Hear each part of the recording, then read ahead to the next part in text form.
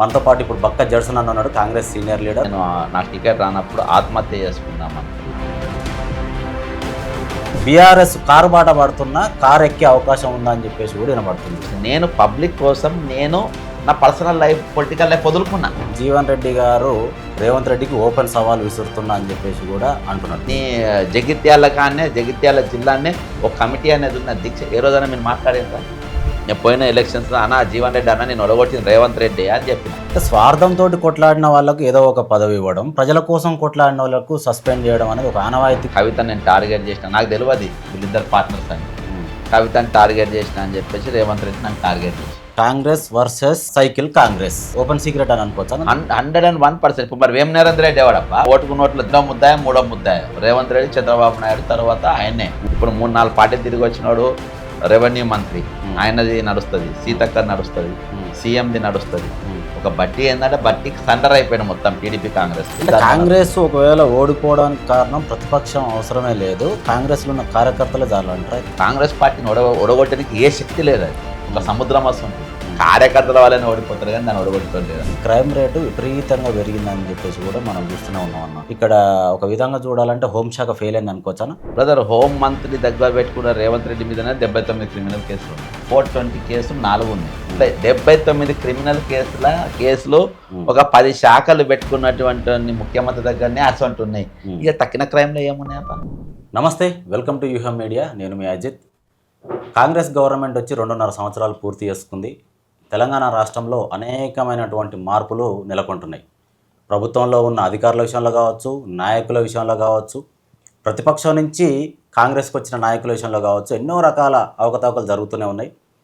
ఈ 2.5 సంవత్సరాల కాంగ్రెస్ గవర్నమెంట్ మీద అధికారుల్లో ఎలాంటి అభిప్రాయాలు ఉన్నాయి, అలాగే నాయకుల్లో ఎలా ఉన్నాయి, ప్రతిపక్షంలో ఎలా ఉన్నాయి, ప్రజలలో కూడా ఎలాంటి మార్పులు వచ్చినాయి, వాళ్ళ నుంచి ఎలాంటి అభిప్రాయాలు కూడా బయటికి వస్తున్నాయి. ఇలాంటి విషయాల గురించి ఒక్కసారి మనతో పాటు ఇప్పుడు బక్క జడ్సన్ అన్న ఉన్నాడు, కాంగ్రెస్ సీనియర్ లీడర్. అన్నతో మాట్లాడి మరిన్ని విషయాలు అయితే అడుగుదాం. అన్న నమస్తే అన్న. నమస్తే అన్న, ఈ మధ్య చూసుకుంటే మాత్రం ఎక్కడ చూసినాం సోషల్ మీడియాలో జీవన్ రెడ్డి గారు విపరీతంగా సోషల్ మీడియాలో కావచ్చు, ఆఫ్లైన్లో కావచ్చు, ఆన్ కెమెరా కావచ్చు, కాంగ్రెస్ మీద విమర్శలు చేస్తూ ఉన్నారు. నేను సీనియర్ లీడర్ని, రేవంత్ రెడ్డికి ఓపెన్ సవాల్ విసురుతున్నా అని చెప్పేసి కూడా అంటున్నాడు. ఓపెన్గా కూడా విసురుతున్నాడు. అయితే బీఆర్ఎస్ కారు బాట పడుతున్నా కారు ఎక్కే అవకాశం ఉందా అని చెప్పేసి కూడా వినబడుతుంది. దీన్ని ఎట్లా చూస్తారన్న మీరు? బ్రదర్, నేను అనే కాడ నేను నాకు సేమ్ ఇదే స్టేట్మెంట్ చిన్నారెడ్డి గారు పోయిన నెల ఇచ్చిండు. నేను నాకు టికెట్ రానప్పుడు ఆత్మహత్య చేసుకుందాం అనుకున్నాను అన్నాడు. చిన్నారెడ్డి గారు ఇదే ఇంటికి వచ్చిపోయాడు నన్ను సస్పెండ్ చేసే ముందు. వచ్చిపోయి నాకు ఫోన్ చేసి నేను లేని ఇంట్లో బయట ఉన్నా అన్న, ఆయనను పోయి కలిసిన. ఆయన నా రోజు కామ్గుండ రాదు బ్రదర్ అన్న అంటాను. ఉండరాదన్న ఎందుకు అంటే ఆయన అందరూ అన్నానంట.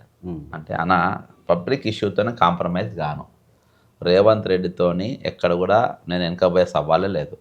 ఇవాళ తెలంగాణ ఏర్పడ్డాక సమాజం అంట్రెస్ట్లో ఉన్నది. గత ప్రభుత్వం చేసిన పొరపాట్లు ఈయన కూడా కొనసాగుతుండు. ఆయన పెట్టిన అవినీతి అధికారులు ఇవాళ వరకు వాళ్ళు అట్నే ఉన్నారు.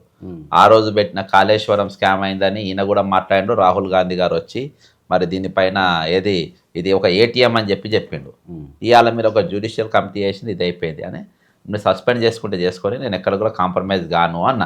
ప్రియాంక గాంధీ గారు 2 లక్షల ప్రభుత్వ ఉద్యోగం నింపుతా అన్నది, 4,000 నిరుద్యోగ భృతి ఇస్తా అన్నది, ఆశా వర్కర్లకు 18,000 జీతం చేస్తా అన్నది, అవుట్ సోర్సింగ్ ఎంప్లాయీస్ కాంట్రాక్టు పద్ధతి తీసేసి మేము డైరెక్ట్ మిమ్మల్ని ఒక కార్పొరేషన్ చేస్తామన్నారు.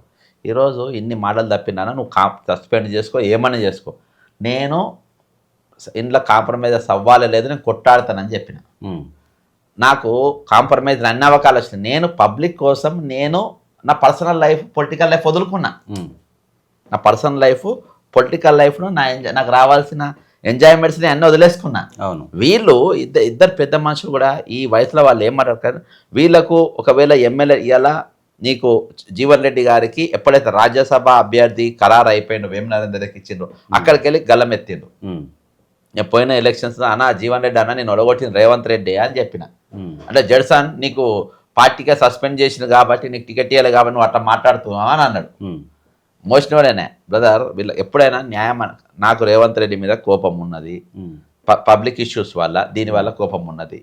కానీ పార్టీ వస్తువులకు ఆయనకు ఎక్కడ అన్యాయం చేయలే. 2004లో టికెట్ ఇచ్చిండ్రు, 2000 కేసీఆర్ ఓడిపోయిన అనగానే మళ్ళీ రాజశేఖర రెడ్డి గారు మంత్రిగా చేసిండ్రు. మళ్ళీ 2009 టికెట్ ఇచ్చిండ్రు, 2014 టికెట్ ఇచ్చి నువ్వు గెలిచినావు, 2018 నువ్వు ఓడిపోయినావు, 2023 నువ్వు ఓడిపోయినావు, 2024 ఎంపీ టికెట్ కూడా నువ్వు ఓడిపోయినావు. ఇంకెక్కడ టికెట్ ఇవ్వాలి, ఎక్కడ వచ్చిందబ్బా, ఎక్కడ టికెట్ ఇవాళ నీకు సరే నన్ను ఖాళీగా ఉంచిండ్రు లక్ష్మణ్ అంటాడు, అల్లూరి లక్ష్మి. ఇలా బాధ ఏంటంటే బ్రదర్, ధర్మం అనేది ఒకటి ఉంటుంది, అధర్మం అని ఒకటి ఉంటుంది. ఇవాళ జీవన్ రెడ్డి గారి ఆయనకు స్వార్థంగా అంటే ఆయనకైనా పోస్ట్ ఇస్తే ఆయన దగ్గర ఉన్నటువంటి అల్లూరి లక్ష్మణ్ అంటాడు మంత్రి అయ్యిండు, నేను ఏం కాలే అనే బాధ ఆయనకు ఎక్కువ ఉన్నది. ఆయన పబ్లిక్ ఇష్యూస్ వల్ల పోలేదు, ఆయన పర్సనల్గా ఆయనకి ఏ పదవి రాలేదు కాబట్టి ఈరోజు నువ్వు ఎక్కువ పెట్టినావు. 101% అదే జరుగుతుంది కూడా అదే. ఇవాళ పిలిచి ఆయనకు రాజ్యసభనో లేకుంటే ఏదైనా నామినేటెడ్ పోస్ట్ అయినా మాట్లాడేటాడు కానీ కాదు. ఇవాళ ఎక్కువ పెట్టుడే సమయం సందర్భం అనేది ఇంపార్టెంట్ బ్రదర్. నీవు పార్టీకి వెళ్ళి బయటికి రాకముందు పబ్లిక్ ఇష్యూస్ ఉన్నాయి, నువ్వు బయటికి వెళ్ళి రాకముందు అవుట్ సోర్సింగ్ ఇష్యూస్ ఉన్నాయి, నువ్వు బయటికి రాకముందు రిటైర్మెంట్ ఇష్యూస్ ఉన్నాయి. నీ జగిత్యాల జిల్లానే ఒక కమిటీ అనేది ఉన్న దీక్ష ఏ రోజైనా మీరు మాట్లాడినరా? కాబట్టి బ్రదర్, స్వార్థంతో వాళ్ళ బాధలు మాట్లాడడం వేరు. ఇవాళ బ్రదర్ బై అండ్ లార్జ్ ఇవాళ కాంగ్రెస్ పార్టీ కార్యకర్తలు కాంగ్రెస్ పార్టీలో అనాథలై ఉన్నారు. తెలుగుదేశంకి వెళ్ళి వచ్చిన వాళ్ళను ఈరోజు రేవంత్ రెడ్డి నాతో వచ్చిన వాళ్ళని వాళ్ళని అందరికి నామినేటెడ్ పోస్టులు, ప్యాకాటాలు ఆడేటోళ్ళకు, ప్యాకాట దొరికిన వాళ్ళకు లైబ్రరీ చైర్మన్లు, మార్కెట్లు చైర్మన్లు, అర్థమైందా? సరే ఓటుకు నోటు దొంగ ముఖ్యమంత్రి అయి ఉండొచ్చు, కానీ వీళ్ళందరూ కూడా ఈరోజు ఇంతమంది పదవులు వచ్చినాయి. ఇలా కాంగ్రెస్ పార్టీ కార్యకర్తలకు ఎవరిని పదవి వాళ్ళ తరపున ఎందుకు మాట్లాడతలేదు? అంటే ఇప్పుడు కాంగ్రెస్ పార్టీలో ఇప్పుడు మీరు చెప్పిన దాన్ని బట్టి ఏమవుతుందంటనా, అంటే స్వార్థంతో కొట్లాడిన వాళ్ళకు ఏదో ఒక పదవి ఇవ్వడం, ప్రజల కోసం కొట్లాడిన వాళ్ళకు సస్పెండ్ చేయడం అనేది ఒక ఆనవాయితీగా తీసుకొచ్చిన రీతి ఏమన్నా కనబడుతుందంటారా? బ్రదర్, నేను ఆనాడు రేవంత్ రెడ్డి పిసిసి ఉన్న పంచెలే ఒక దగ్గర నోరు జారిండు. ఆ నోరు జారిన కాంచెలు నాకు ఆయన నడుస్తుంది. ఆయనకు మెయిన్గా ఏంటంటే కల్వకుంట్ల కవిత మీద కేసులు వేసిన. అడికోర్ ఇన్ఫ్రాస్ట్రక్చర్ రేవంత్ రెడ్డి కవిత అనేట ఆమె ఇద్దరు పార్ట్నర్స్. నేను అప్పుడు ఆ రోజు ఆయన కవిత నేను టార్గెట్ చేసిన, నాకు తెలియదు వీళ్ళిద్దరు పార్ట్నర్స్ అని. కవితని టార్గెట్ చేసిన అని చెప్పేసి రేవంత్ రెడ్డి నన్ను టార్గెట్ చేశాడు. అక్కడికి వెళ్ళి నాకు టికెట్ రాకుండా నా పోస్టులు అనేది నేను AICC all India Congress committee member తీసేసిండు, పిసిసి జనరల్ సెక్రటరీ తీసేసిన. అట్లా స్టెప్ బై స్టెప్ అన్ని కట్ చేసుకుంటూ వచ్చింది. అయినా కానీ నేను లైమ్ లైట్లో ప్రజాక్షేత్రంలో ముందు వరుసలో మనం ఉన్నాం. ఆ రోజు ఏ పదవి లేకున్నా నేను ఇంట్లో వండుకుంటాను అనుకున్నాడు. ఇవాళ ఆయన ఏకస్థాయికి వచ్చిందంటే ఇవాళ నేను కాంగ్రెస్ పార్టీకి నేను మళ్ళా వస్తా అంటే 2 నిమిషాలలో కాంగ్రెస్ పార్టీ అధిష్టానం ఇక్కడ వాళ్ళ తట్టుగా ఉన్నది. అంటే ఆ స్థాయికి ఈరోజు ప్రజా జీవితంలో ప్రజలతో మనం ఉన్న పరిస్థితి వచ్చింది. ఇవాళ ప్రజా ఇష్యూస్తో ఉన్నట్టు ఎవరైనా సరే ఇలా ఆపోజిషన్ వీక్ ఉన్నది, ఆపోజిషన్ సిండికేట్ అయి ఉన్నది కాబట్టి ప్రజల సమస్యలతోని ప్రజలను నడిపించే వాళ్ళ తరఫున ప్రశ్నించే గొంతుకలు లేవు ఈరోజు. కాబట్టి ప్రజలతో ఉన్న వాళ్ళు 100% స్వీకరిస్తారు. ఈరోజు కాంగ్రెస్ పార్టీ వాళ్ళని టార్గెట్ చేయడం అనేది 100% కరెక్ట్. ఈరోజు కార్యకర్త అంటే కాంగ్రెస్ పార్టీ కార్యకర్త అంటే బూత్తో సంబంధం ఉంటుంది, ఆ బూత్ పరిధిలో ఉన్న జనంతో సంబంధం ఉంటుంది. ఈరోజు వాళ్ళు ఇంట్రెస్ట్గా ఉన్నప్పుడు కాంగ్రెస్ పార్టీని ఒడగొట్టేద్దాము, బీఆర్ఎస్కు లేదు, బీజేపీకి లేదబ్బా, కాంగ్రెస్ కార్యకర్తకే ఉంది. కాంగ్రెస్ కార్యకర్త తిక్కలేని రోజు పండుకుంటాడు. కాంగ్రెస్ కార్యకర్త ప్రజలకు అప్పటి కాంగ్రెస్ వేరు, ఇప్పటి కాంగ్రెస్ వేరు అనేది మొత్తం స్లోగన్ స్టార్ట్ చేసిండ్రు. ఇప్పుడున్న సర్కార్ మా సర్కార్ లెక్క లేదు, టీడీపీ సర్కార్ లెక్క ఉందని కార్యకర్త ఈరోజు ప్రచారం. అదే ఇప్పుడు స్పెషల్గా వినబడుతుంది, కాంగ్రెస్ వర్సెస్ సైకిల్ కాంగ్రెస్. అంటే ఇది క్లియర్గా ఓపెన్ సీక్రెట్ అని అనుకోవచ్చా? 101%. ఇప్పుడు మరి వేం నరేంద్ర రెడ్డి ఎవడబ్బా, వాడు ఓటుకు నోట్లు 2వ ముద్దాయం 3వ ముద్దాయం రేవంత్ రెడ్డి, చంద్రబాబు నాయుడు తర్వాత ఆయన్నే. అర్థమైందా? అసొంటోనికి తీసుకొచ్చి అడ్వైజర్ పెద్ద పోస్టు, అడ్వైజర్ని తీసుకపోయి అక్కడ పెట్టినంటే వీళ్ళు ఏం అడ్వైజర్లు ఇచ్చింది ఈరోజు? సీతక్క ఎవరు? సీతక్క శ్రీనిధి పెట్టుకొని కేసీఆర్ తీసుకొచ్చి ఈరోజు బ్రదర్ బీఆర్ఎస్ ఈ కాంగ్రెస్ ఇప్పుడున్న కాంగ్రెస్ రెండు ఒకటే. నేను ఒక ఎగ్జాంపుల్ చెప్తా. శ్రీనిధి ఉన్నది, శ్రీనిధిలో విద్యాసాగర్ రెడ్డిని కేసీఆర్ పెట్టిండు. ఆయనను పూర్తి స్థాయిలో వీళ్ళు వాడుకున్నారు. ఎవరు? ఎర్రబెల్లి దయాకర్రావు గిన. ఇప్పుడు కూడా సీతక్కైనా కొనసాగిస్తుంది దయాకర్రావు చెప్తే. వీళ్ళంతా టీడీపీకి వెళ్ళి వచ్చిన గ్యాంగ్ కాబట్టి ఈరోజు సీతక్క కానీ ఈయన కానీ మీరు టీడీపీకి వెళ్ళి వచ్చిన వాళ్ళు కానీ బతికొచ్చిన వాళ్ళు అందరూ కానీ వీళ్ళంతా గ్యాంగ్ ఉండేది. మంత్రులు కూడా ఎక్కువ స్కామర్స్ వాళ్ళే ఉంటారు. ఇప్పుడు 3-4 పార్టీలు తిరిగి వచ్చినోడు రెవెన్యూ మంత్రి, ఆయనది నడుస్తుంది, సీతక్క నడుస్తుంది, సీఎంది నడుస్తుంది. ఒక బట్టి ఏంటంటే బట్టికి సరెండర్ అయిపోయిన మొత్తం టీడీపీ కాంగ్రెస్ కు. చంద్రబాబు నాయుడు నా బాస్ అంటాడు. చంద్రబాబు నాయుడు మనం వాళ్ళ బిడ్డ పెన్లో కొడుకు పెన్లో అయితే ఇంటికి కూడా పోయి కలిసి వచ్చింది కదా. అవును. కాబట్టి వాళ్ళంతా ఒక సర్కిల్ లెక్క అయిపోయారు, ఒక సిండికేట్ లెక్క అయ్యి. అంటే కాంగ్రెస్ ఒకవేళ ఓడిపోవడానికి కారణం ప్రతిపక్షం అవసరమే లేదు, కాంగ్రెస్లో ఉన్న కార్యకర్తలే చాలంటారు అయితే? ఇప్పటిదాకా చరిత్ర ఇయ్యాల్టి వరకు రాజేష్ ఖన్నా ఢిల్లీ ఎంపీ ఉండే. ఢిల్లీ ఎంపీ ఉన్నప్పుడు నేను ఎన్ఎస్ఐ, నేను 94 ముచ్చట చెప్తున్నా. 96లో 94లో టార్గెట్ స్టేడియం ఒక మాట అన్నాడు ఆయన, కాంగ్రెస్ పార్టీ एक ऐसा पार्टी है जिसमें हर रंग मिलता है, कांग्रेस पार्टी ऐसा समंदर है जिसमें हर नदी मिलता है, कांग्रेस पार्टी को कोई नहीं हरा सकते, कांग्रेस पार्टी को कोई नहीं हरा सकते, लेकिन कांग्रेस पार्टी का उम्मीदवार हार सकते, क्योंकि उधर कांग्रेस पार्टी का कार्यकर्ता जब खिलाफ करता है तब उम्मीदवार हार सकता है. అంటే కాంగ్రెస్ పార్టీని ఒడగొట్టడానికి ఏ శక్తి లేదు, అది ఒక సముద్రం వస్తుంటుంది, ఒక విభజన్ కలరస్ ఉంటుంది. కాబట్టి దాన్ని ఒడగొట్టేది ఆ ఎమ్మెల్యేలు ఎంపీలు ఓడిపోయేది కార్యకర్తల వల్లనే ఓడిపోతారు, కానీ దాన్ని ఒడగొట్టడం లేదంట. ఇలా జాతీయ స్థాయిలో కూడా అదే వాస్తవం. ఇలా జాతీయ స్థాయిలో బీజేపీ పెరిగింది, అది పెరిగిందని కాదు. ఎందుకంటే కాంగ్రెస్ అనేటోడు ఈ భారతదేశంలో ప్రతి బూత్లో మినిమం 10 మంది ఉంటారు. అబ్బా, నువ్వు తమిళనాడులో ఇప్పుడు 53 ఏళ్ళకి కాంగ్రెస్ లేదు, నేను అక్కడ సగం తమిళనాడుకు నేను ఇన్ఛార్జిగా పనిచేసిన. ప్రతి బూత్లో నువ్వు అక్కడ మీటింగ్ పెట్టు, ఏ ఊర్లో పోయి ఏ మీటింగ్ పెట్టు, తెల్ల బట్టలు వేసుకొని ఒక 50 మంది వచ్చి కూర్చుంటారు. పక్కా చెప్తున్నా, నువ్వు ఎక్కడ అక్కడ మన్నార్గుడి అని మూలలో ఉంటుంది, ఏడ పెట్టి వస్తారు. అంటే ఈడ తిక్క వానికి ఉన్నది, కార్యకర్తకు తిక్కున్నది, నువ్వు మారవు, నీ సంగతి నేను చూస్తా. ఇలా రేపు తెలంగాణ కాంగ్రెస్ ప్రభుత్వం పైన ప్రజల వ్యతిరేకత లేపింది, ప్రజల వ్యతిరేకత తీసుకొచ్చింది కాంగ్రెస్ వర్కరే తీసుకొచ్చింది, సవాలే లేదు. ఇప్పుడు 2.5 సంవత్సరాల్లో క్రైమ్ రేటు విపరీతంగా పెరిగిందని చెప్పేసి కూడా మనం చూస్తూనే ఉన్నామన్న. బస్సు యాక్సిడెంట్లు కావచ్చు, వివాహేతర సంబంధాలు కావచ్చు, కుల వివక్ష కావచ్చు, ఎన్ని రకాలుగా చూసుకున్నా కూడా మరణాల సంఖ్య విపరీతంగా పెరిగింది. అంటే ఇక్కడ ఒక విధంగా చూడాలంటే హోంశాఖ ఫెయిల్ అయింది అనుకోవచ్చానా? బ్రదర్, హోం మంత్రి దగ్గర పెట్టుకున్న రేవంత్ రెడ్డి మీదనే 79 క్రిమినల్ కేసులు ఉన్నాయి, ఆయన మీద 420 కేసు ఉన్నది. 420 కేసులు 4 ఉన్నాయి, 420 అర్థమైందా? నీకు ఓటుకు నోటు కేసులు ఉన్నాయి, చీటింగ్ కేసులు ఉన్నాయి. ఇట్లా 79 క్రిమినల్ కేసులు ఒక 10 శాఖలు పెట్టుకున్నటువంటి ముఖ్యమంత్రి దగ్గరనే అసలు ఉన్నాయి. ఇక తక్కిన క్రైమ్లో ఏమున్నాయప్ప? ఇవాళ దాకా ఆయన డిపార్ట్మెంట్స్ దగ్గర ఉన్నా ఏ ఒక్క దానిపైన కూడా ఒక రివ్యూ మీటింగ్ జరగలేదు. ఆయన దగ్గర ఉన్న ప్రతి డిపార్ట్మెంట్ ఫెయిల్ అయ్యి, నేను ఫస్ట్ టైం పరేషాన్ అవుతున్నా. చిన్న కంప్లైంట్ వస్తేనే ఏఐసిసి ఇమీడియట్గా ముఖ్యమంత్రిని మారుస్తారు. అసొంటిది అరే ఒక క్రిమినల్ ఈరోజు రాష్ట్రాన్ని పాలిస్తూ ఉంటే అచ్చా ఆయన గత జీవితంకి వెళ్ళి వదిలేసి ఈరోజు మంచిగా బుద్ధిమంతులే బుద్ధులు లెక్క అయిపోయాడు, మంచి పనులు చేస్తున్నట్టే లేదు. జనాల ఇండు కూలగొడతా అంటాడు, దుకాణాలు కూలగొడతా అంటాడు, మీ బతుకు గుంజుకుంటా అంటాడు, నీ భూమి గుంజుకుంటా అన్నాడు. తెల్లాలేసే గుంజుకునుడు కూలగొట్టుడు అనేది ఒక నంబర్ 1 ఎజెండాగా పెట్టుకున్నాడు. ఇప్పుడు యోగి ఆదిత్యనాథ్ దాస్ ఈయన ఇద్దరు పెద్ద డెమాలిషర్స్, ఆయన బుల్డోజర్ అంటాడు, ఈయన బుల్డోజర్ అంటారు. ఇప్పుడు గతంలో ముఖ్యమంత్రిగా లేకముందు ప్రతిపక్షంలో ఉన్నప్పుడు సరే ఏదో తెలిసి తెలియక పేదలు ఇల్లు కట్టుకోరు అయిపోయింది, ఊరికనే వాళ్ళని తీసేయడం ఎందుకు, కూలగొట్టడం ఎందుకు, వాళ్ళు ఇసుక వేస్ట్ అయింది, కంకర వేస్ట్ అయింది, వాళ్ళని సడన్గా రోడ్డు మీద పడేస్తే ఎట్లా, కేసీఆర్కు బుద్ధి ఉందని చెప్పేసి మాట్లాడినటువంటి రేవంత్ రెడ్డి గారు ఇప్పుడు అకస్మాత్తుగా వెళ్ళి దాడి చేయడము, మన ఖమ్మం వెలుగుమట్లలో కూడా 600 కుటుంబాలను రోడ్డున పడేయడం, అంటే దీన్ని ఎట్లా చూడొచ్చు అన్న అసలు? అంటే అప్పుడు చెప్పిన మాటలకు ఇప్పుడు చేస్తున్న వైఖరిని ఎట్లా చూడొచ్చు? అప్పుడు నేను జీవితాల ముఖ్యమంత్రి కాని అనుకొని మాట్లాడాడు, ఓకే, ఇప్పుడు ముఖ్యమంత్రి అయిండు కాబట్టి ఆయన ఎన్నన్నా మాట్లాడతాడు. నీకు వెలుగుమట్ల ఇన్సిడెంట్ ఎక్కడైతే నేను స్పాట్ మీద పోయినా, వెలుగుమట్ల ఆపోజిట్ డెడ్ ఆపోజిట్లా కిలోమీటర్ అవతల రైట్ సైడ్లో కలెక్టర్ ఆఫ్ ఉంటుంది, లెఫ్ట్ సైడ్ పొంగులేటి వాళ్ళ ఫ్లాట్స్ ఉంటాయి అక్కడ, ఓకే, గేటెడ్ కమ్యూనిటీ ఆపోజిట్ అనే పొంగులేటి ఫంక్షన్ హాల్ ఉంటుంది. ఆ ఫంక్షన్ హాల్ కట్టింది ప్రభుత్వ స్థలంలో, దానికి ఆర్బిఎక్స్ స్టిక్కర్ కూడా వేసింది గతంలోనే. ఓకే, కూలగొట్టడానికి బుల్డోజర్లు కూడా పోయినాయి. అప్పుడు కేటీఆర్ వాళ్ళు వీళ్ళు చెప్పి ఆపిచ్చిండ్రు దాన్ని. నేను ఇది గులగొట్టింది కదా, ఇది గులగొట్టమని పోయి దాని ముందు పోయి కూర్చున్నా వెలుగుమట్ల కాడ. అది గులగొట్టింది కదా, అక్కడ మీరు లైవ్ లొకేషన్ పోయినా, లైవ్ లొకేషన్లో పొంగులేటి ఫంక్షన్ హాల్ ముందు కూర్చున్నా ఇది గులగొట్టమని. ఓకే, ఎప్పుడైతే ఇది 100 ఎకరాలు ఉన్నది, మరి ఇది కబ్జా, ఈ 100 ఎకరాలు మరి ప్రభుత్వ స్థలం, ఈ 100 ఎకరాలకు పోతానే 55 ఎకరాలకు ఇచ్చేద్దామని చెప్పి అట్లా ఒప్పందమే ఇచ్చేసారు.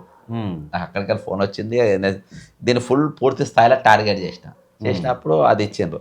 అంటే ఈరోజు ఈయన నేను జీవితంలో ముఖ్యమంత్రి కాననుకున్నాడు. ఇవాళ ఆయనకు వచ్చేది ఒకటే, అబ్బా ఇప్పుడు బ్రదర్ నువ్వు ఎన్నన్నా చెయ్యి, నువ్వు ఒక దొంగని తీసుకొచ్చుకొని ఇంట్లో పెట్టుకొని ఉమ్, అర్థమైందా ఒక 10,000 ఖర్చులకు ఇచ్చి పెట్టి దొంగతనం చేయకరా ఏమైనా ఉంటే నా దగ్గర తీసుకొని 10,000 ఖర్చులకు ఆయన జేబులో పెట్టినా కానీ వాడు పోతా నీ పైన నీ టేబుల్ పైన ఉన్న ఆ బరువు పెట్టేది ఉంటుంది కదా అదో పేపరు స్టాప్లర్ ఏదో ఒకటి ఎత్తుకపోతాడు ఎందుకంటే ఆయన బుద్ధి. ఉమ్, రేవంత్ రెడ్డి కూడా అంతే నువ్వు ఏమన్నా చేయి నువ్వు ముఖ్యమంత్రి అయినవు అయ్యా నువ్వు పెద్ద లీడర్ అయినావు ఇప్పుడు అక్కర్లేక కాదంటే నేను మానని నా వృత్తిని ఎట్లమ్మా అంత నేను ఉమ్, నేను నా వృత్తి మానని నేను గూల కొడతా నేను గుజ్జుకుంటా నేను అమ్ముతా ఉమ్, నేను ఆ పచ్చి అబద్ధాలు ఆడతా ఉమ్, అనేది ఇప్పుడు ఆయనది జీవన శైలి తెల్లాలేసా అది నడవదు అది వెళ్ళకుండా నడవది ఉమ్, అర్థమైంది. కాబట్టి ఆయన పని అబద్ధాలు ఆడడు మోసాలు చేసుడు చీటింగ్ చేసుడు. ఉమ్, బ్రదర్ ఈ భారతదేశంలో నెల రోజులు ముఖ్యమంత్రి చేసిన నాదెండ్ల భాస్కరరావు గారు కూడా ఇవాళ గౌరవం ఉంది. ఆ గౌరవం ఇచ్చే కొద్ది వ్యక్తులలో బక్క జెడ్సన్ కూడా ఉన్నాడు. నాదెండ్ల భాస్కరరావు గారు నెల రోజులు ముఖ్యమంత్రి చేసి ఆ నెల రోజులలో ఏ ఒక్క జనాన్ని కూడా ఎవరిని ఇబ్బంది పెట్టలే ఒక పెద్ద స్కామ్ చేయలే స్కామ్లకు సంతకాలు పెట్టి నెల రోజులు వచ్చింది వీలైన స్కాములు చేస్తాను ఒక్క స్కామ్ చేయలే దాని మీద ఒక 100 కమిషన్లు వేసిన ఎన్టీ రామారావు ఒక్క స్కామ్ అయినా దొరకబెట్టలేకపోయాడు నాదెండ్ల భాస్కరరావు. ఇవాళ మనం ఈ ఇంటర్వ్యూలో నెల రోజులు ముఖ్యమంత్రి చేసిన నాదెండ్ల భాస్కరరావు కూడా గుర్తు చేసుకుంటున్నాము. అవును నువ్వు 10 ఏళ్ళు చేసినా నేను దగుల్బాజీ 420 లంగా ముఖ్యమంత్రి అంటారు కానీ నువ్వు మంచి ముఖ్యమంత్రి అని ఎవరు అన్నాడు నేను జస్ట్ సాగు కూడా రారబ్బా ఎవరు 10 నిమిషాలు నిరసన కూడా తెలిపారు. నువ్వు 10 ఏళ్ళ ముఖ్యమంత్రి అయినా ఉండు నువ్వు ఈయనంత బేకారు కాదు ఈయనంత లుచ్చ ఇంకొకరు లేడు అని చెప్పేసి ఈ రోజు దుకాణాలు కూలిన వాళ్ళు అంటారు నీకు ఆశా వర్కర్లు అంటారు అవుట్ సోర్సింగ్ ఎంప్లాయీస్ అంటారు రిటైర్డ్ ఎంప్లాయీస్ శాపాలు ఉంటాయి రిటైర్డ్ ఎంప్లాయీస్ 86 మంది చచ్చిపోయిన వాళ్ళ కుటుంబాలు అంటాయి నిరుద్యోగులన్నీ ప్రచార కార్యకర్తలు లెక్క వాడుకున్నారు. ఈ రోజు ఆ కార్యకర్తలందరూ కూడా ఈ రోజు వాళ్ళ కార్యకర్తల నిరుద్యోగులందరూ ఈరోజు రోడ్ల పైన ఉన్నారు. 4,000 నిరుద్యోగ వృత్తి ఇస్తామని చెప్పేసి వాళ్ళని మోసం చేసిన దగాకోర్ గవర్నమెంట్ అని చెప్పి నిన్ను రేపు నువ్వు ముఖ్యమంత్రి దిగిన తర్వాత నిన్ను మూండమార్కెల దుకాణాలు కూడా కొడతావు 100 సంవత్సరాల దుకాణాలు కూడా కొడతావు బోయినపల్లి దుకాణాలు కొడతావు ఈ వర్రానికి నేర్పింది ఇది కోటీల దుకాణాలు కూడా కొడతావు కోటీలు అంట ఫుట్పాత్ల వాళ్ళనంటే యాక్సిడెంట్ అవుతున్నాయంట. మొన్న ఒక్కటే రోజు ఆరంగర్లో జరిగింది మోండా మార్కెట్ జరిగింది కేపీహెచ్బిలో జరిగింది బీరంగూడలో జరిగింది 5 చోట్ల మున్సిపల్ అధికారులు పోయి అకస్మాత్తుగా అప్పటికప్పుడు ఎలాంటి నోటీసులు కూడా ఇవ్వలేదని చెప్పేసి మోండా మార్కెట్ దగ్గర కూడా దాదాపుగా 300 షాపులని నిలమట్టం చేసి వెళ్ళిపోయారు. అంటే ఇప్పుడు అప్పటికప్పుడు వాళ్ళు రోడ్డు మీద బతుకుతారు 50 నుంచి 100 సంవత్సరాల నుంచి అక్కడ వాళ్ళ తాతల కాలం నుంచి కూడా బిజినెస్ చేసుకుంటున్నారు అంట. అన్ని పాత బట్టలలో ఎక్కువ శాతం ఉన్నారన్న మనం అక్కడ గ్రౌండ్ రిపోర్ట్కి వెళ్ళినాము. అంటే వీళ్ళకు నోటీసులు ఇవ్వకుండా ఇట్లా చేయడం వల్ల వాళ్ళ పరిస్థితి ఎట్లా అయితే అంటారు. ఈ అవలేగానికి ఒక తెలియదు ఏంటంటే లాల్ కిలా మీద జెండా ఎవడెత్తారబ్బా ప్రధానమంత్రి ఎత్తారు. రెడ్ ఫోర్ట్ ముందు మొత్తము ఫుట్పాత్ దుకాణాలు ఉంటాయి. ఈ అవలేగానికి ఎవరన్నా పోయి చెప్పాలి తెలియదు అంటే ఈ వచ్చిన తర్వాత జెండా మనోడు ఎవడు ఎత్తాలి రేవంత్ రెడ్డి అంటాడు నంబర్ 1 అని అనుకోవాలి. రెడ్ ఫోర్ట్ ముందు మొత్తం ఫుట్పాత్ దుకాణాలు ఉంటాయి. ఎంతమంది ఉంటాయి సార్ 10,000 దుకాణాలు ఉంటాయి అబ్బా. అలా పవర్ అమిత్ షా కిందకు ఉంటుంది సెంట్రల్ గవర్నమెంట్ కిందకు ఉంటుంది. వాళ్ళు కూడా పీకర్ అక్కడ సరోజినీ మార్కెట్ పాలికా బజార్ జన్పత్ అంటే వివిఐపీస్ ఉండే ఏరియా అది. ఓకే అదే అంటే ఆడ ఎవడు తీయాడు నీకు బెంగళూరులో అంత పెద్ద సిటీ అక్కడ ఎవడు తీయాడు brother he's the only bugger ఈరోజు. ఎందుకంటే ఒక పేదల బతుకు గుంజుకునేటోడు అంటే నాకు కలుపు రగిత 50 మోండా మార్కెట్ అనేది 100 సంవత్సరాల మార్కెట్ అబ్బా. ఒక్కొక్క మార్కెట్ చరిత్ర 50 సంవత్సరాలు బీరం కూడా అంటే మొన్న వచ్చినాయి కానీ తక్కిన మొత్తం 100 సంవత్సరాల చరిత్ర ఉన్న మార్కెట్ అక్కడ ఎవరిని కదిలించినా 100 సంవత్సరాలనే అంటున్నా. కోటిలో చూడు కోటిలో నేను పోయినా వాళ్ళని తీసుకొని పోయినా ఆ ఫుట్పాత్లో వాడు సెట్ బ్యాక్ అయ్యి వాడు నడిచేటోడు ఉంటేనే అబ్బా వాళ్ళ దుకాణం అమ్ముడు పోయేది. నడిచే జాగా వదిలి మూలకి కింద టేబుల్ మీద పెడతా మొత్తం కులబిచ్చేది దరిద్రుడు. అర్థమైందా. ఇప్పుడు ఈయన అన్న ఇల్లు హైడ్రాల కూలది ఈయన కూలది స్టే తెచ్చుకున్నాడు కదా. అవును ఏమని తెచ్చుకున్నా అనుకున్నావు మా తమ్ముడు అవులేగాడు దివానేగాడు వాడు ఇటువంటి జీవోలు తీసుకొచ్చి హైడ్రాల్ తీసుకొచ్చిండ్రు నాది బరాబరే ఉంది అని అన్న తమ్ముడిని అంటే అన్నకు స్టే ఇస్తుంది కోర్టు. మా అన్న మంచి కార్యక్రమం తీసుకుంటూ బృహత్తరమైన కార్యం తీసుకుంటూ ఆయన హైడ్రాలను గొలగొట్టదని తీయది అంటే అన్నగాడిని కోర్టుల తమ్ముడు గారిని అన్నగాడు ఏం చేసినంటే ఆవిడ అవలాగాడు అని చెప్పి నిరూపించి స్టే తెచ్చుకొని ఇల్లు గొలగొట్టుకుంటూ ఆపుకున్నాడు. వాళ్ళ ఆ స్టేకి లోబడ్డాడు ఎవరు మిస్టర్ రంగనాథ్. ఆయన ఇల్లు బఫర్ జోన్లోనే ఉంటుంది మళ్ళా. కాబట్టి అవన్నీ రీసెంట్గా రంగనాథ్ గారు కూడా ఒక శాటిలైట్ ఛానల్లో కూడా ఇదే క్వశ్చన్ మీ ఇల్లు కూడా బఫర్ జోన్లో ఉందంటే నేను అన్నీ మీకు చూపించామంటే డాక్యుమెంట్ చూపిస్తే ఇప్పుడు కట్టింది కాదు ఇది కొన్ని 100 ఏళ్ల క్రితమే కట్టిన ఇల్లు అని చెప్పేసి కూడా రంగనాథ్ గారు ఆ ఇల్లు బఫర్ జోన్ ఉంది నిరూపించింది నేనే. మ్యాప్ తీసుకొని చూపించింది నేనే, రజనీకాంత్ అడిగింది నా గురించే. కాకపోతే ఆయన పేరు తీసుకుని ఇష్టం లేదు, ఈయన పేరు అదే TV9 వాళ్ళే వచ్చి ఆ సైట్ కూడా నేను షూట్ చేయించిన, అందులో ఉన్నది. అయితే ఈయన 101% ఇది డాక్యుమెంట్ చూపించాలి కదా, ఇవాళ కానీ పేపర్ ఎందుకు చూపెడతలేడు? అది యూసుఫ్ కూడా పెద్ద చెరువు అంటాడు ఆయన ఇల్లుది, అదని కాదు మధురా నగర్ అంతా కూడా పెద్ద చెరువే. కాబట్టి ఇవాళ రూల్స్ అనేది జనం కోసము ఇవన్నీ తీసుకొచ్చేది సెటిల్మెంట్ల కోసము, దందాలు చేసుకోనికి, డబ్బు సంపాదించడానికి తప్ప దానికి మించి ఏం లేదు బ్రదర్. ఇప్పుడు గతంలో ప్రియాంక రెడ్డిని కొంతమంది లారీ డ్రైవర్లు వాళ్ళు కలిసి ఇట్లా సమ్ ఇష్యూ చేసినప్పుడు ఇమీడియట్లీ దిశ కేసులో ఇమీడియట్లీ అంటే ఒక ప్రియాంక రెడ్డి అని చెప్పేసి దృష్టిలో పెట్టుకొని ఎన్కౌంటర్ చేయించారు అని చెప్పేసి దాని వర్సెస్ రీసెంట్గా నాగర్ కర్నూల్లో కూడా ఒక గుళ్ళోకి రానియకుండా మీరు కింది స్థాయి వాళ్ళు మీరు గుళ్ళోకి రావద్దని చెప్పేసి ఒక 2 నెలల పాపను కూడా తొక్కి చంపిన వైనం ఒకటి చూసినాం అన్న. అంటే దీనికి సంబంధించి ఇప్పటివరకు కేసు బయటకు రావట్లేదు, ఎవరిని కూడా ఎన్కౌంటర్ చేసినట్టు కానీ వాళ్ళ మీద చర్యలు తీసుకున్నట్టు కూడా బయటకు రాలేదు. దీనికి కంపేర్ చేసి చూస్తా అంటే దీన్ని ఎట్లా చెప్తారన్న మీరు? బ్రదర్ ఒక ఉద్యమం తీసుకొని ఏదున్నా బ్రదర్ ప్రతి దానిపైన చట్టం అనేది జరగాలి. దిశ దానిలో ఇప్పుడు నిర్భయ కేసు ఉంది, నిర్భయ కేసు 13 ఏళ్ళు నడిచింది. అవును, 13 ఏళ్ళు అందులో పాల్గొన్న ముద్దాయిలు కోర్టు ద్వారా నిరూపితమై ఊరి తీసింది. అప్పుడు కాంగ్రెస్ పార్టీ ఎన్కౌంటర్ చేయలేదా? ఆ 5గురిని తీసుకపోయి ఎన్కౌంటర్ చేయలేదా? కానీ వాళ్ళు అప్పుడు ఎన్కౌంటర్ చేస్తే పబ్లిక్ సైలెంట్ అయ్యేటోళ్ళు కావచ్చు, ఆప్ వచ్చేది కాదు, సెంట్రల్లో బీజేపీ వచ్చేది కాదు, రాసుకోండి మీరు. ఓకే, కేంద్రంలో కాంగ్రెస్ వచ్చింది మళ్ళా, ఏది 5గురిని ఎన్కౌంటర్ చేస్తే. కానీ వీళ్ళే నేరం చేసింది అనేది జనానికి తెలవాల్సిన ఇంపార్టెంట్ ఉన్నది. ఓకే, అందుకనే వాళ్ళు అన్నేళ్ళు కేసు నడిచినా కానీ న్యాయస్థానం లోబడి చేసిండ్రు. మీరు జనం మెచ్చుకోవాలని చెప్పి వాడు నేరస్తుడో కాదో తెలియదు, ఇప్పటికి కోర్టులో నడుస్తున్నాయి కదా, ఫేక్ కౌంటర్లని తీసుకపోయి చంపిందని, ఇప్పటికీ ఆ పోలీస్ ఆఫీసర్లు మెడ మీద కత్తి ఉన్నది. అది చేసినా కానీ ఎవరికో సంతోష పెట్టడానికి ఆయన చేసిన అతిపెద్ద తప్పు ఎవరు? మిస్టర్ సజ్జనర్ గారు. ఈరోజు కేసీఆర్ చెప్పిస్తే చేసింది, కానీ ఈరోజు దాని చట్టం ప్రకారం పనిచేసేది ఉంటే ఈ అమ్మాయి విషయంలో ఇప్పుడు నేను ఇన్ని సబ్జెక్ట్ ఏమేమి మాట్లాడినా, అన్ఎంప్లాయీస్ మాట్లాడినా ఇయాటికి నేను కొట్లాడుతున్నా, రిటైర్డ్ ఎంప్లాయీస్ ఇయాటికి కొట్లాడుతున్నా, అవుట్ సోర్సింగ్ ఎంప్లాయీస్ మాట్లాడుతున్నా ఇయాటికి నేను కొట్లాడుతున్నా, నేను మన ఏది రిటైర్డ్ ఎంప్లాయీస్ మాట్లాడుతున్నా ఇయాలని కొట్లాడుతున్నా. అక్కడ పోయింది ఎవడబ్బా? ఆ చిన్న పాప పోయింది ఎవరు? తిరుమల మళ్ళీ పోయాడు, ఏ రారా అన్నాడు. మన ఎందుకు మాట్లాడతలేవు ఇవాళ? అవును, ఆ రోజు పోయి న్యాయం పెట్టి పక్కన పెట్టబ్బా, ఇవాళ ఎమ్మెల్సీ అది అయినాక నువ్వు పోయి క్రికెట్ ఆడినావు, అది పోయినాక నువ్వు స్పోర్ట్స్ కిట్ తెచ్చుకున్నావు, రేవంత్ దగ్గర టీ-షర్ట్ తెచ్చుకున్నావు, బూట్లు తెచ్చుకున్నావు, వాళ్ళతో ఆట పోటీలో పాల్గొన్నారు, స్పూన్లో నిమ్మకాయ పెట్టుకొని నడిచినావు. దాని గురించి ఎందుకు అడగలే? నేను రేవంత్ రెడ్డి తప్పనైందా, ఇలా తిరుమల మళ్ళీ తప్పంట, నువ్వు ఆ ఉద్యమం ఎందుకు వదిలేస్తావు? వాళ్ళకి న్యాయం జరిగేదాకా నువ్వు ఎందుకు నిలవాలి? అక్కడ పోయినోడు ఎవడెవడో పోయిండో కొట్లాడుతున్నట్ట కదా, నాకు గ్రౌండ్ వర్క్ చేస్తున్నాడు. ఇవన్నీ చెప్పాలి. రీసెంట్ గా సిద్ధార్థ మోడల్ స్కూల్ విషయంలో అది వదిలేయబ్బా అన్న వన్డేనే టచ్ అర్థమైందా? పాపది నేను అడగలే, నువ్వు అన్నావు, నేను అక్కడికి పోలే, తీర్మాన మళ్ళీ పోయిండు. అవును, ఆ పాపకు న్యాయం జరిగేదాకా తీర్మాన మళ్ళీ కొట్టాడాలి. ఏమైందా ఫైట్? ఇంకో బీసీ అబ్బాయి వాళ్ళ ఆఫీస్ ముందు తిరుమల వల్ల నువ్వు నన్ను కాపాడాలని చెప్పేసి కిరోసిన్ పోసుకొని కాల పెట్టుకొని చచ్చిపోయాడు. ఒక రోజు నడిపించినావు, 2-3 రోజులు నడిపినావు. ఇప్పుడు ఆ సబ్జెక్ట్ ఎందుకు ఎత్తుతలేవు? దాని గురించి నువ్వు ఎందుకు మాట్లాడతలేవు? ఆ ఫైట్ ఏమైపోయింది?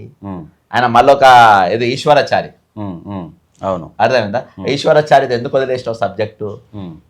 అర్థమైందా? ఈ పాపది ఎందుకు వచ్చిన సబ్జెక్ట్ నాకు ఎప్పుడో తెలుసు, ఇది 1 డే మ్యాచ్ అని. సిద్ధార్థ కూడా మాట్లాడు రేపంచలి, అన్ని 1 డేనే ఉంటాయి, ఏది కూడా దీర్ఘకాలికంగా పోడు. ఎందుకంటే ఈయన కానీ కల్వకుంట్ల కవిత కానీ ఇట్లా ఉద్యమాలు నడిచేదంతా కూడా రేవంత్ రెడ్డి గారి డైరెక్షన్ నడుస్తాయి, రేవంత్ రెడ్డి కనుసన్నలో నడుస్తాయి.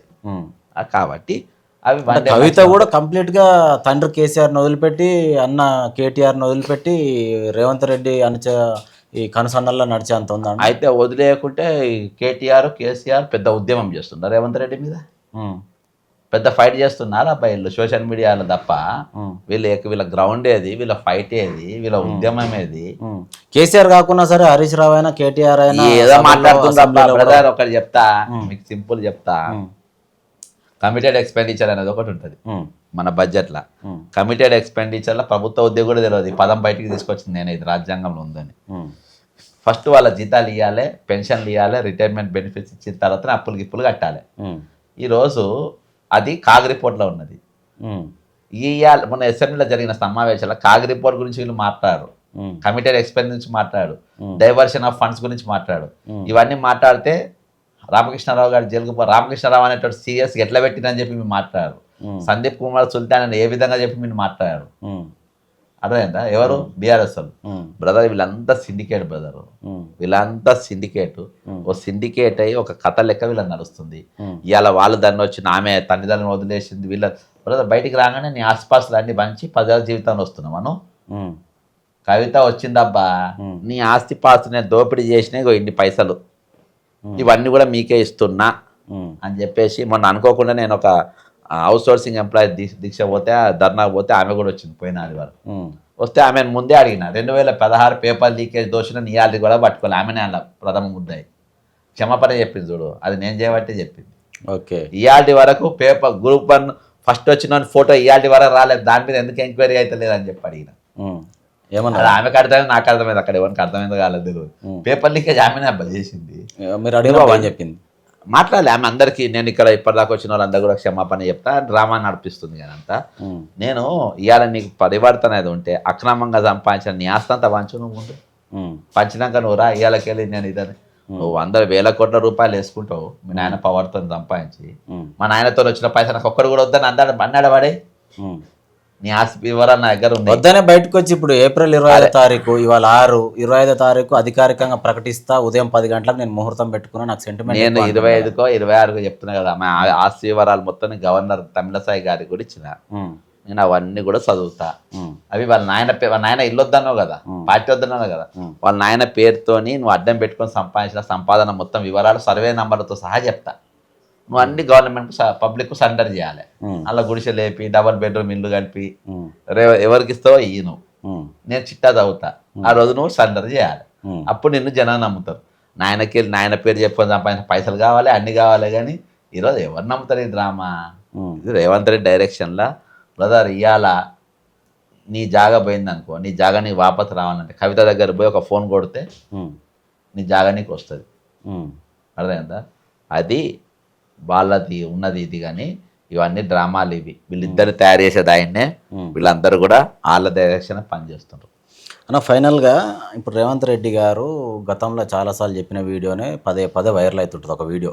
మా చేతిలో ప్రజలు ఓడిపోవడానికి మోసపోవడానికి సిద్ధంగా ఉన్నారు, మేము ఏది చెప్పినా కూడా వాటికి వాళ్ళు లొంగిపోతారు. మేము ఎలక్షన్ల ముందు ఏదో ఒకటి అట్లా బిస్కెట్ వేసినట్టు వేస్తాం, ఒక పథకాలు ఒక హామీనో ఇట్లా నెరవేరుస్తాం అని చెప్తాం. మోసపోవడం వాళ్ళకి ఇంట్రెస్ట్ ఉంది, మోసం చేయడం మాకు అలవాటు అయింది, మా తప్పు కాదు కదా అని చెప్పేసి అన్నారు.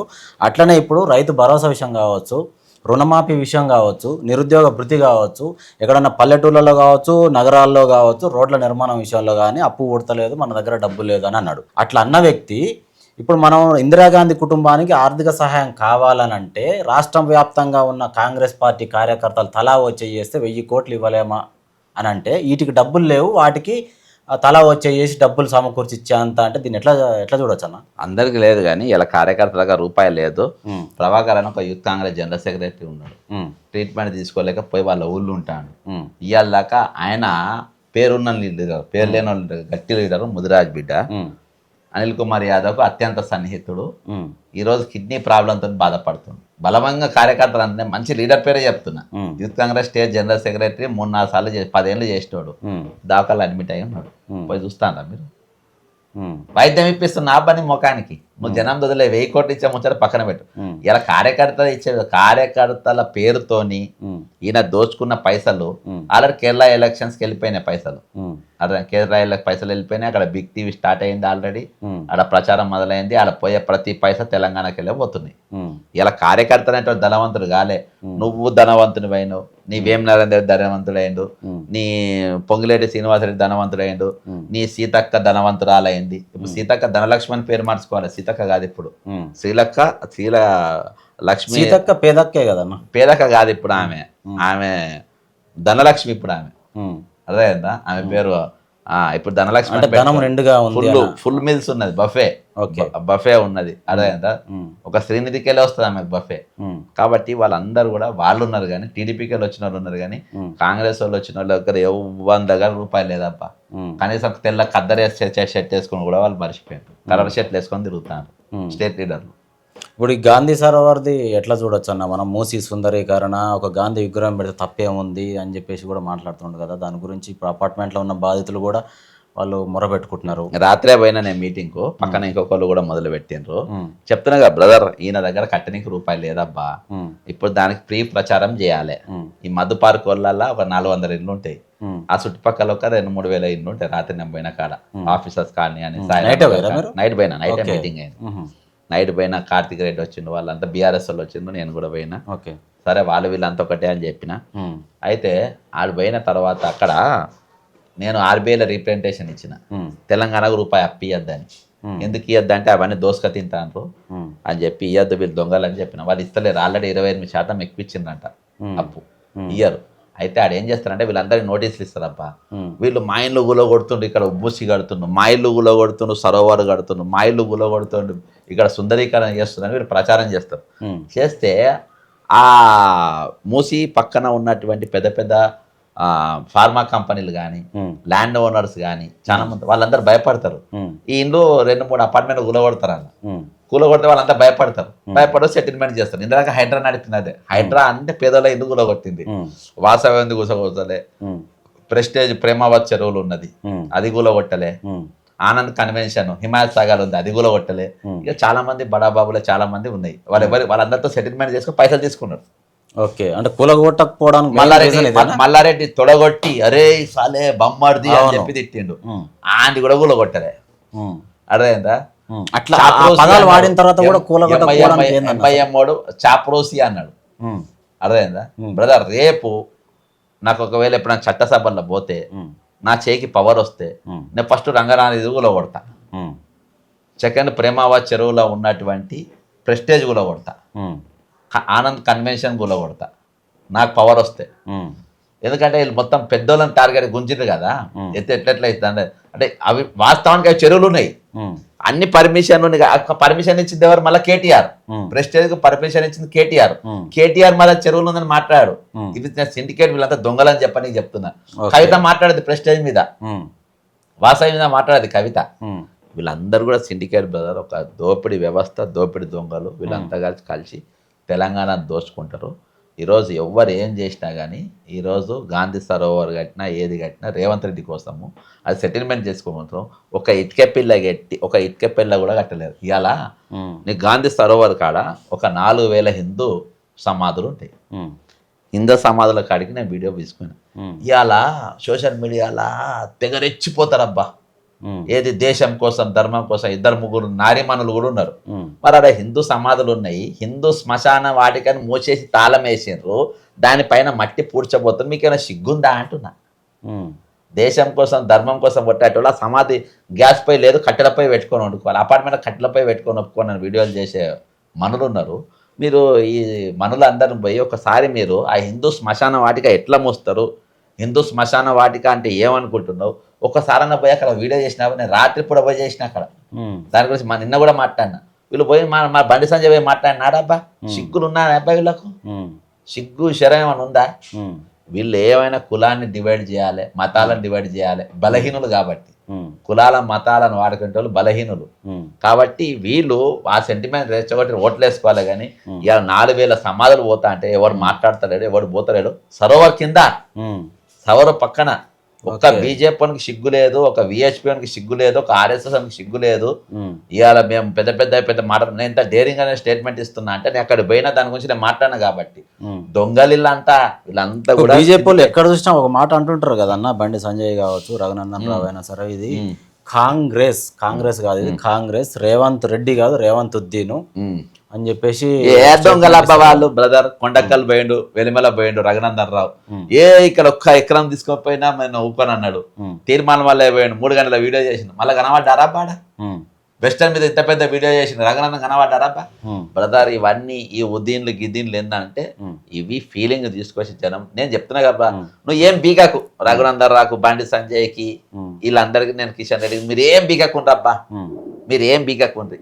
మీరు పోయి ఆ శ్మశాన వాటిక గురించి నేను ఎందుకు మాట్లాడతారని అడుగుతున్నా. హిందూ శ్మశాన వాటిక గాంధీ సరోవర్ వెనుక ఉన్నాయి, తాళాలు వేసిండ్రు. అర్థమైందా? సమాధులకు తాళాలు వేసిండ్రు. దానికి ఆ సమాధులకు ఎక్కడైనా భారతదేశంలో సమాధులకు తాళాలు వేసిన చరిత్ర ఎక్కడ ఉందా?